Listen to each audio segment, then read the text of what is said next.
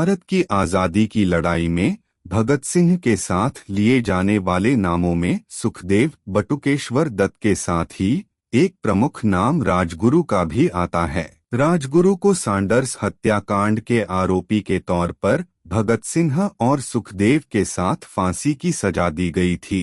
एक मराठी ब्राह्मण होने के साथ राजगुरु वीर व बेहद साहसी पुरुष थे। राजगुरु शिवाजी महाराज के अनन्य भक्त थे और बचपन से ही उनके मन में देशभक्ति का जज्बा पनप गया था। क्रांतिकारियों में रघुनाथ के नाम से जाने वाले राजगुरु एक शार्प शूटर थे। सैंडर्स पर उन्होंने ही सबसे पहले गोली चलाई थी। शिवराम हरि राजगुरु का जन्म 24 अगस्त 1908 को महाराष्ट्र के रत्नागिरी जिले के खेड़ा गांव के मराठी ब्राह्मण परिवार में हुआ था। उनके पिता का नाम हरिनारायण राजगुरु तथा माता का नाम पार्वती देवी था, जो उनकी दूसरी पत्नी थीं। राजगुरु की शुरुआती पढ़ाई गांव के ही मराठी स्कूल में हुई, लेकिन बाद में वे आगे की पढ़ाई के लिए वाराणसी चले गए, जहां उन्होंने विद्यालय की आगे की पढ़ाई की और साथ ही संस्कृत भाषा का भी अध्ययन किया। केवल 15 साल की उम्र में ही उन्हें हिंदू धर्म के ग्रंथों का अच्छा खासा ज्ञान हो गया था। उन्हें संस्कृत के शब्द, शास्त्र, सिद्धांत, कौमुदी बहुत ही कम समय में याद हो गया था। वाराणसी में शिक्षा हासिल करते समय राजगुरु की मुलाकात कुछ क्रांतिकारियों से हुई और देशभक्ति से ओतप्रोत राजगुरु आज़ादी के लिए प्रेरित होने लगे। लेकिन जब उनकी मुलाकात पंडित चंद्रशेखर आजाद से हुई तो उनसे प्रभावित होकर उन्होंने क्रांतिकारी बनने का फैसला कर लिया और 1924 में हिंदुस्तान सोशलिस्ट रिपब्लिकन एसोसिएशन के सदस्य बन गए। क्रांतिकारियों के साथ राजगुरु ने पंजाब और उत्तर प्रदेश के शहरों में लोगों को क्रांतिकारी बनने के लिए प्रेरित किया और जल्दी ही उनकी भगत सिंह से गहरी दोस्ती हो गई थी। 1928 में जब देश भर में साइमन कमीशन का विरोध हो रहा था, तब कमीशन के बहिष्कार के प्रदर्शन के दौरान एक लाठीचार्ज में लाला लाजपत राय की मौत हो गई। लाला लाजपत राय के लिए क्रांतिकारियों के मन में बहुत ही ज्यादा सम्मान और लगाव था।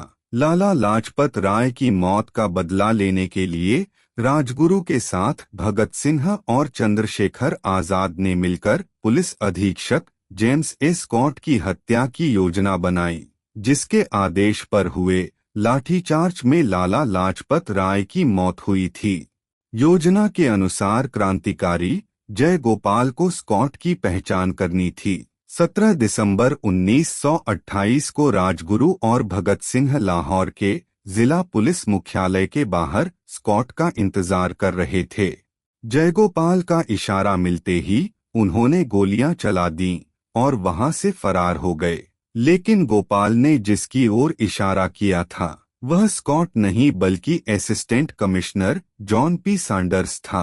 सबसे पहले गोली राजगुरु ने चलाई थी, फिर भगत सिंह और सुखदेव ने भी फायर किए। भागते समय इन दोनों के लिए चंद्रशेखर आजाद ने कवर फायर किया था और जिस जवान ने उनका पीछा किया था उसे गोली मारने का काम आजाद ने ही किया था।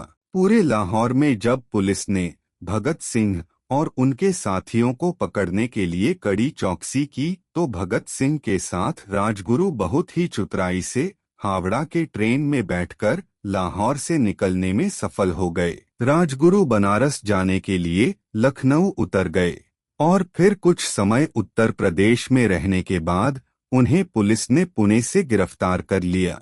उन्हें इसी षड्यंत्र में शामिल होने के आरोप में भगत सिंह और सुखदेव के साथ 23 मार्च 1931 को फांसी की सजा दे दी गई।